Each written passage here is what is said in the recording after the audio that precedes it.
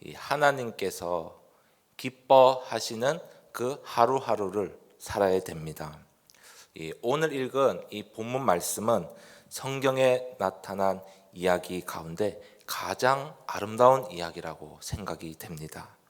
먼저 등장인물을 생각해 보면 예수님과 바리새인 그리고 죄 많은 여인을 대표적으로 생각할 수 있을 것입니다.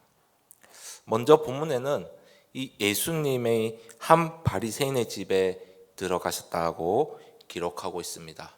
이 누가복음 7장 36절에 한 바리새인이 예수께 자기와 함께 잡수시기를 청하니 이에 바리새인의 집에 들어가 앉으셨을 때에, 우리는 바리새인들에 대한 편견 때문에 이 바리새인들을 공격하고 비판하는 쪽에 익숙해져서 바리새인들은 모두 악독한 위선자들이다라고 이렇게 생각하는 경향이 있습니다. 물론 예수님이 바리새인들을 책망하신 적이 있었던 것은 사실입니다. 그러나 이 바리새인들이 모두 다 악한 사람은 아니었습니다. 오늘 본문 이외에도 누가는 두 번이나 더 예수님이 바리새인의 집에 이 점심 초청도 받고 이 고위관직자의 초청도 이 받으신 것을 기록하고 있습니다. 누가복음 11장 37절에 예수께서 말씀하실 때에 한 바리새인이 자기와 함께 점심 잡수시기를 청함으로 들어가 앉으셨더니, 또 누가복음 14장 1절에 보면 안식일에 예수께서 한 바리새인 지도자의 집에 떡 잡수시러 들어가시니 그들이 엿보고 있더라고 이렇게 말씀합니다. 이 요한복음에 나타난 유대인의 지도자 니고데모도 이 바리새인이었고 사도 바울도 이 바리새파 출신이었습니다. 그러나 사실 대부분의 이 바리새인들은 예수님께 대해서 회의적이고 아주 비판적이었습니다. 오늘 본문에 나오는 바리새인도 이 예수님께 대해서 이 적극적이지 않았다는 그 근거를 보게 됩니다. 그 당시 중동 지방의 이 관습 가운데 진정으로 손님을 영접하는 이 기본 자세는 물을 준비했다가 이 손님들의 발을 씻겨 드리는 것이 이 상례였습니다. 그리고 그 사람이 기빈인 경우는 이제 향유, 즉 참깨를 짜서 이 추출한 이 참기름입니다. 감람유, 올리브 기름과는 이 다른 것입니다. 그 향유를 부어서 손님을 시원하게 해드리는 것이 그 당시의 관습이었습니다. 그리고 더 귀한 이 손님의 경우는 이렇게 키스까지 하면서 그렇게 영접을 하였습니다. 그런데 이런 의례적인 절차가 생략되어 있다라는 것을 볼 수 있습니다. 누가복음 7장 44절을 보면 그 여자를 돌아보시며 시몬에게 이르시되 이 여자를 보느냐, 내가 내 집에 들어올 때 너는 내게 발 씻을 물도 주지 아니하였으되 이 여자는 눈물로 내 발을 적시고 그 머리털로 닦았으며, 또 7장 45절에 너는 내게 입맞추지 아니하였으되 그는 내가 들어올 때로부터 내 발에 입맞추기를 그치지 아니하였으며, 또 7장 46절에 너는 내 머리에 감람유도 붓지 아니하였으되 그는 향유를 내 발에 부었느니라고 말씀하고 있습니다. 세 번째 인물은 이런 분위기 속에서 불쑥 등장하고 있는 한 여인입니다. 이 여인은 초대받지 않은 손님이었습니다. 그리고 이 여인은 이 동네에서 소문난 죄인이었죠. 사람들에게 손가락질 받는 이 지탄의 대상이었습니다. 많은 성경학자들은 이 여인을 막달라 마리아라고 소개하고 있습니다. 이 여인은 운명이 정말 기고했던 정말 불쌍한 여자로 태어났습니다. 고대 사회에서는 길에다 버린 아이들은 노예가 되거나 정말 몸을 파는 그런 창녀가 되었습니다. 이런 사람들이 악질적인 이 인신매매, 이 장사꾼의 손에 들어가게 되면 육체도 착취당하고 노동도 돈도 이렇게 착취를 당했습니다. 이런 사람들은 또 자라면서 학대를 많이 받고 또 멸시를 받고 천대를 받아서 성격도 어두워지고 또 정상적인 대화도 상실하게 됩니다. 사람들마다 그래도 나름대로 어린 시절에 따뜻하고 아름다우며 사랑을 주고받았던 이 추억들을 간직하고 있지만 이 여인에게는 그런 것이 하나도 없었습니다.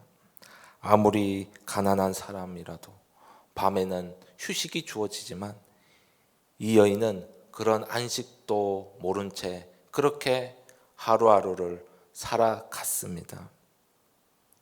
수많은 그 남자들에게 인격이 완전 짓이겨짐을 당하면서 그렇게 살았던 것이죠.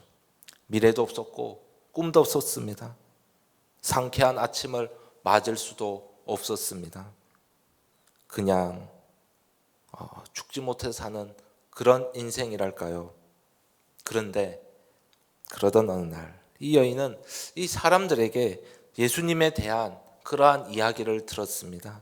지금까지 별의별 이야기는 다 들어봤어도 멀리 흘러가는 그 강물처럼 자기와는 관계도 없었고 관심조차 없었습니다. 그러던 어느 날 이 여인은 시장에서 돌아오는 길에 이 예수님이 나인성 과부의 이 죽은 아들을 살리시는 그러한 기적을 보게 됐습니다. 그리고 그 후에도 이 여인은 예수님이 성전에서 많은 사람들을 모아놓고 그렇게 하시는 설교도 들었습니다.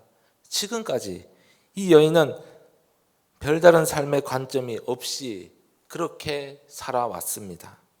그런데 이 예수님을 보는 순간 지금까지 한 번도 기다려지는 사람도 없었고 쳐다보고 싶은 사람도 없었고 들을 말도 없었고 기다려지는 사건도 없었지만은 그리스도를 바라보는 그 순간부터 이 죄 많은 여인의 그 가슴은 뜨거워지고 이 설레어지기 시작했습니다. 그는 사람들 사이에서 먼 틈으로 먼 빛으로 그 주님을 쳐다보고 있었습니다. 예수님의 설교 내용은 이런 것이었습니다. 수고하고 무거운 짐진자들아 다 내게로 오라. 내가 너희를 쉬게 하리라. 누구든지 목마르거든 내게로 와서 마시라.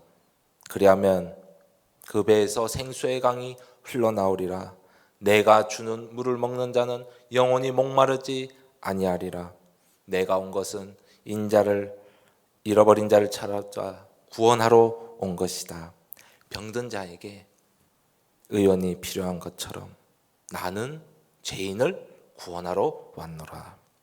이런 말씀은 이 죄에서 정말 어려움을 겪고 정말 많은 이 마음의 아픔과 또 무거운 짐이 있었던 이 여인이 정말 생전 들어보지도 못한 말이었습니다. 그녀는 처음으로 사람을 쳐다보게 되었습니다. 하나님께 대해서 처음으로 의식하게 되었습니다. 그리고 예수님께 전적인 관심을 가지게 됐습니다. 이것은 마치 이 기억상실증 환자에게 기억이 돌아오는 것과 같은 사건이었습니다. 창조주 하나님에 대해서 그리고 자기가 피조물이라는 사실에 대해서 전혀 생각조차 못하고 있던 이 여인에게 이 새로운 존재 자각이 생긴 것입니다. 나를 만드신 분이 계시고 나를 사랑하는 분이 계셨구나. 더구나 내가 지은 죄를 용서하는 구세주가 계셨다는 사실을 알게 된 것이 큰 충격이었습니다. 이 여인에게는 오직 하나밖에 없는 소중한 것이 있었는데 그것은 자기 생명과도 같은 것이었고 정말 여인의 아주 소중한 물건으로 가지고 있던 그 정조같이 소중한 그 옥합에 담겨 있던 값비싼 이 나드 향유였습니다. 이 여인은 결혼에 대한 기대도 소망도 없었습니다. 그러나 무의식적인 이 보상 본능에서 그녀는 향유가 담긴 옥합을 깊숙이 지니고 있었습니다. 그러다 어느 날 밤 이 여인은 이 옥합을 들고 예수님께 찾아갔습니다. 예수님이 계신 곳은 시몬이라는 바리새인 부자의 집이었습니다. 이 여인은 아마도 몇 번씩 쫓겨났을지도 모릅니다. 그러다가 예수님의 이 뒤쪽으로 오게 됐습니다. 그리고 그분의 발 곁에 서서 울며 눈물로 발을 씻기기 시작합니다. 누가복음 7장 38절에 예수의 뒤로 그 발 곁에 서서 울며 눈물로 그 발을 적시며 자기 머리털로 닦고 그 발에 입맞추고 향유를 부으니, 이 여인의 눈물에는 얼마나 많은 뜻이 있었겠습니까? 애원도 있고 하소연도 있고 죄고백도 있고 회개의 의미도 있었을 것입니다. 이 여인에게 있어서 이것은 처음 알게 된 사랑이었을 것이고 단 한 번 흘린 눈물이었을지도 모를 일입니다. 그래서 그것은 참된 기도였고 참된 예배였고 고귀한 헌신이었습니다. 또 감사의 제사였습니다. 더 이상의 것이 없을 정도로 그 모든 사랑을 부은 것입니다. 하나님께 애정을 나타내 보인 것입니다. 이렇게 이 여인과 예수님은 만난 것입니다. 저는 오늘 은혜를 받은 이 여인의 모습 속에서 우리가 주님을 어떻게 섬기는 것이 최선의 섬김인지를 한번 생각해 보고자 합니다. 먼저 정성을 다하는 이 예배의 자세를 배워야 합니다. 마리아의 이 헌신의 모습은 바로 진정한 이 예배자의 모습입니다. 그렇다면 우리의 예배하는 모습은 어떨까요? 여러분, 무당을 찾아가 두 손을 비비면서 정말 간절히 기도하는 사람들 보셨습니까? 절에서 밤을 새워가며 정성을 다하여서 무릎으로 기도하는 사람들의 모습을 보신 적이 있으십니까? 어떻게 보면 이 그들의 기도하는 모습이 크리스찬들이 하나님께 기도하는 모습보다 더 경건해 보일 때가 있는 것 같습니다. 구슬 잘하기 위해 용암무당에게 그 희사하는 그 금액을 알아보십시오. 크리스찬들이 하나님께 바치는 금액보다 훨씬 더 많다고 그럽니다.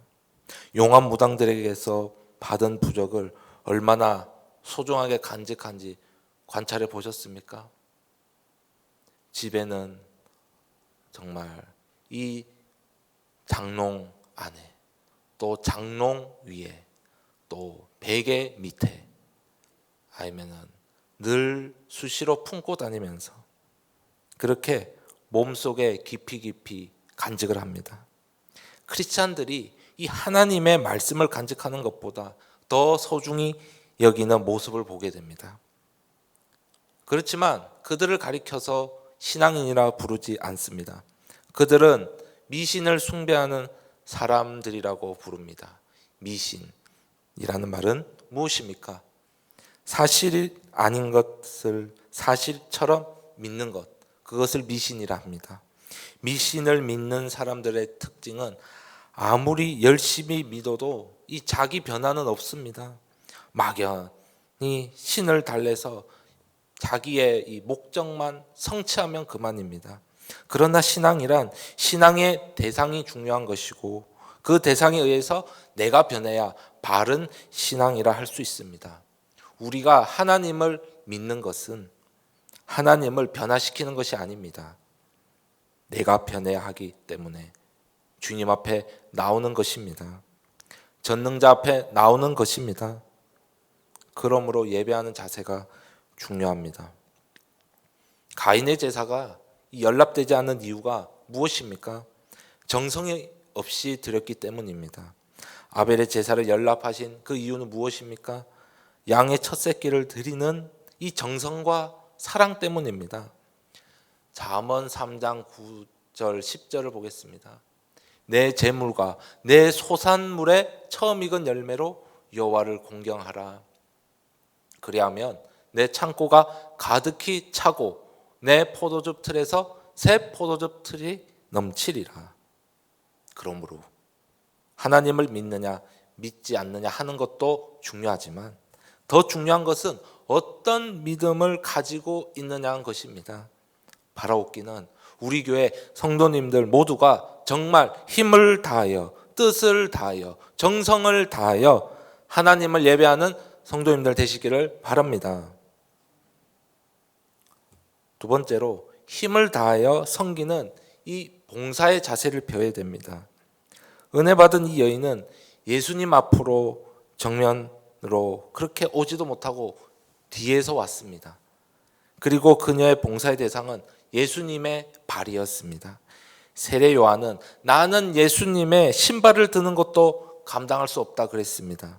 이사야는 하나님을 예배하다가 그분의 영광을 보고 화로다 나여 죽게 되었도다 하고 성전에서 엎드려졌습니다. 베드로도 예수님의 신성을 경험하고 나서 말하기를 주여 나를 떠나소서 나는 죄인이로소이다 했습니다. 이들은 그만큼 자기를 천하게 보고 예수님을 높이고 있는 것을 볼 수 있습니다. 하나님을 높여드리는 방법이 많이 있겠지만 봉사자가 자기를 낮추는 것입니다. 자기를 낮추는 것은 바로 예수님을 닮아가는 지름길입니다. 겸손하게 봉사하면 그렇게 아름다울 수가 없습니다. 그것은 하나님께도 영광이 되고 자기에도 기쁘고 만족스러운 결과를 가져오고 다른 사람에게도 축복이 되는 것입니다. 주님이 얼마나 기쁘셨으면 오늘 본문과 유사한 구절인 마태복음 26장 13절에서는 이렇게 말씀하셨습니다. 내가 진실로 너희에게 이르노니 온 천하에 어디서든지 이 복음이 전파되는 곳에서는 이 여자가 행한 일도 말하여 그를 기억하리라 하시니라. 이 여인처럼 깨끗하고 단순한 그 마음으로 겸손하게 주님을 섬기고 교회를 섬기는 봉사자들이 될 수 있기를 원합니다. 세 번째로 은혜에 감격하여 드리는 그 헌신의 예배를 그 자세를 배워야 합니다. 현대인의 이 비극 가운데 하나가 하나님의 그 은혜를 깨닫지를 못하는 것입니다. 영리한 현대인들은 어른이나 또 어린이나 할 것 없이 모두 지나치게 타산적이고 계산적이어서 이 순수한 인간관계를 상실한 그러한 시대를 살고 있습니다. 개인주의, 실용주의, 상대주의에 빠져 있고 철저하게 계산적입니다. 타산적입니다. 결혼하는 것도 또 아기를 낳는 것도 다 계산적입니다. 형제들 간에도 심지어 자녀 교육까지도 또 사랑하는 그 연인 관계에서도 그러한 타산적, 이 계산적인 동기가 있다면 그것은 너무나 심각한 현상입니다. 그래서 이 현대인들은 은혜를 모릅니다. 은혜란 상대성을 초월하고 인간의 합리적인 이치를 초월하여서 베풀어지는 그 은총의 관계입니다. 관계. 은혜는 관계입니다. 내가 죄인 되었을 때 나를 위해 십자가에서 죽으시고 내가 원수 되었을 때에 나를 찾아와 나를 사랑해 주셨으며 내가 죄 가운데 빠져서 불의를 행할 때도 끝까지 참아주신 이 하나님의 사랑을 하나님의 절대 은총이라고밖에 표현할 길이 없습니다. 현대인의 이 합리적인 사고방식은 이렇게 가장 중요한 은혜의 관계를 전부 상실해 버렸다는 데에서 현대인의 삶에 대한 비극인 것입니다. 이 여인이 예수님을 만나고 나서 가장 큰 은혜는 죄 사함의 경험이었을 것입니다. 누가복음 7장 47절에서 이러므로 내가 내게 말하노니 그의 많은 죄가 사하여졌도다. 이는 그의 사랑함이 많음이라. 사함을 받은 일이 적은 자도 적게 사랑하느니라. 이 여인이 예수님을 찾은 이유는 무엇보다도 예수님을 자기의 죄를 용서해 줄 수 있는 분으로 믿고 죄사함에 기대를 걸고 나온 것입니다. 지금까지 자기의 어두운 과거를 누구에게도 털어놓을 수 없었지만은 예수님을 만나고 나서는 만약 저분에게 죄를 내어놓으면 나를 용서해 주실 것이다 라는 이 메시아적 기대를 가지고 나온 것입니다. 그러므로 이 여인은 예수님을 가장 바르게 이해하고 있다, 그렇게 볼 수 있습니다. 누가복음 5장 32절 말씀 보겠습니다. 내가 의인을 부르러 온 것이 아니요 죄인을 불러 회개시키러 왔노라. 아멘. 그러나 이 여인의 행동을 보고 있던 바리새인 시몬은 예수님을 선지자 정도로밖에는 기대하고 있지 않았습니다. 그러나 이 예수님은 선지자인 동시에 제사장으로 오셨습니다. 그는 실로 우리의 죄악을 담당하셨고 우리의 질고를 친히 겪으셨습니다. 그러므로 오늘 성경이 강조하는 것은 이 여인의 눈물도 아닙니다. 옥합을 깬 헌신도 아닙니다. 눈물이 용서를 가져오고 헌신이 용서를 가져오는 것이 아닙니다. 이 여인은 죄를 용서해 주시는 예수님을 믿었다는 사실입니다. 50절을 보겠습니다. 예수께서 여자에게 이르시되 내 믿음이 너를 구원하였으니 평안히 가라 하시니라. 아멘. 눈물을 흘리고 발을 씻고 입 맞추고 옥합을 깬 것은 바로 이 믿음의 표현이었습니다. 그러니까 이 여인이 예수님 앞으로 나온 것이 믿음으로 나온 것이라는 말씀입니다. 저와 여러분은 예수님 앞에 나올 때 어떤 태도로 나오십니까? 존경할 만한 스승이기 때문에 그분 앞에 나오십니까? 도덕적 스승이기 때문에 그분 앞에 나오십니까? 종교적인 스승이기 때문에 그분 앞에 나오십니까? 예수 그리스도 앞에 나오는 사람마다 그분에게 걸어야 하는 가장 중요한 기대는 나의 죄를 용서하시는 그분을 통해서만 죄사함이 가능하고 죄 문제의 해결이 가능하고 그분을 통해서만 하나님 앞에 나갈 수 있다는 그 믿음이 있어야 합니다. 이 은혜를 경험하지 못한 사람은 생명을 다하여서 헌신할 수 없습니다. 힘으로도 안 되고 능으로도 안 되고 노력으로도 안 되었는데 예수님을 믿는 그 순간순간 그 많은 죄의 문제가 다 해결되었습니다. 그래서 이 여인은 죄사함의 은혜에서 감격해서 몸과 마음을 다해서 아름다운 헌신을 주께 드린 것입니다. 눈물로 발을 씻겨드린 것은 마음을 바쳐서 헌신한 것을 뜻하고 머리털로 예수님의 발을 씻겼다는 것은 생명처럼 소중한 것을 몸으로 드린 헌신을 뜻하며 옥합을 깨고 향유를 부었다는 것은 정조처럼 정말 소중한 것까지도 아끼지 않고 드리는 아름다운 물질적인 그러한 헌신을 말하는 것입니다. 그러니까 마리아는 물질도 마음도 몸도 바치는 전적인 헌신의 그 본을 보여준 것입니다.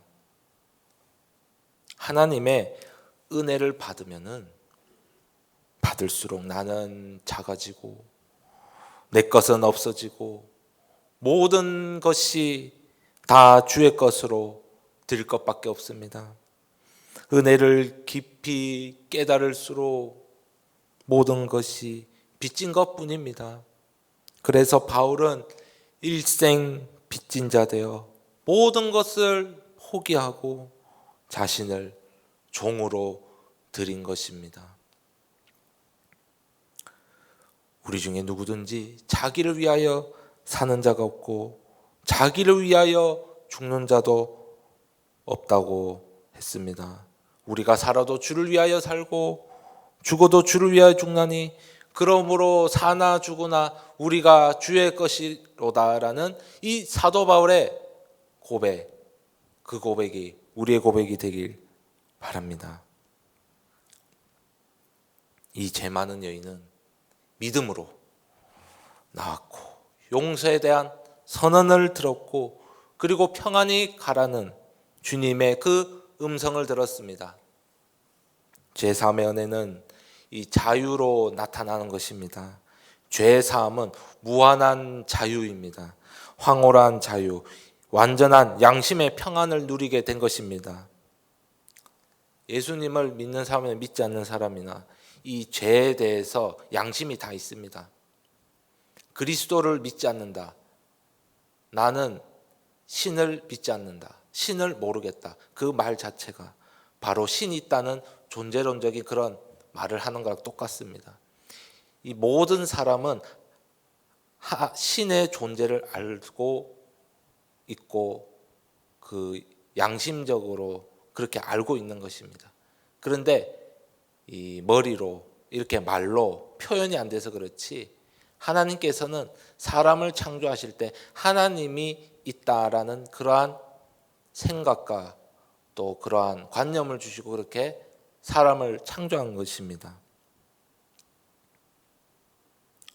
그 양심에 찔려서 세상의 많은 사람들은 세상으로 갑니다. 그리스도께로 와야 되는데 그리스도와 점점 더 멀어지고 세상으로 그렇게 가는 것입니다. 그리스도를 믿다가도 낙심해버리며 계속해서 주님과 멀어지는 세상으로 깊숙이 들어가는 것입니다. 아무에게도 공개할 수 없던 어떤 죄를 범하고 두려워하고 무서워하며 괴로움과 이 고통의 두근거림 가운데 긴 밤을 지새운 그 경험이 있으십니까? 그때 겪어야 했던 양심의 불안을 생각해 보십시오. 그런데 주께서 말씀하십니다. 내가 너를 정죄하지 않는다. 평안히 가라. 그러나 오늘 이 말씀을 들으시면서 우리는 이 여인만 죄인이라고 생각해서는 안 되는 것입니다. 바리새인 시몬도 죄인이었습니다. 상대적으로는 이 500데나리온과 50데나리온의 차이가 있습니다. 이 여인의 죄는 공개된 죄였고 이 시몬의 죄는 이 숨겨진 죄였습니다. 이 여인에게는 돈에 대한 탐욕과 또 남자에 대한 그런 탐욕이 있었는지 알 수 없습니다. 그러나 이 바리새인은 더 끈질긴 권력과 명예의 집착이 분명 있었습니다. 이 여인은 하지 말아야 될 죄를 범했다면 시몬은 해야 할 것을 하지 않은 죄를 짓고 있었습니다. 이 두 사람 모두 용서가 필요한 사람이었습니다. 그러나 자기 죄를 깨달은 이 여인은 죄사함의 은혜와 그 감격을 누렸고 바리새인은 죄를 깨닫지 못했던 것입니다. 마리아의 사랑은 자기가 가지고 있는 가장 값진 것을 모두 예수님을 위해 드리겠다. 그러한 헌신에 있습니다. 마리아는 그 대가를 계산하는 행동을 한 것이 아닙니다. 계산된 사랑은 사랑이 아닙니다. 사랑은 모든 것을 줍니다. 사랑의 아픔은 더 이상 줄 것이 없다는 데 있습니다. 이런 마리아의 심정으로 주님을 섬기고 주님의 몸된 교회를 섬기면서 헌신하는 모든 성도님들 되기를 소망합니다. 우리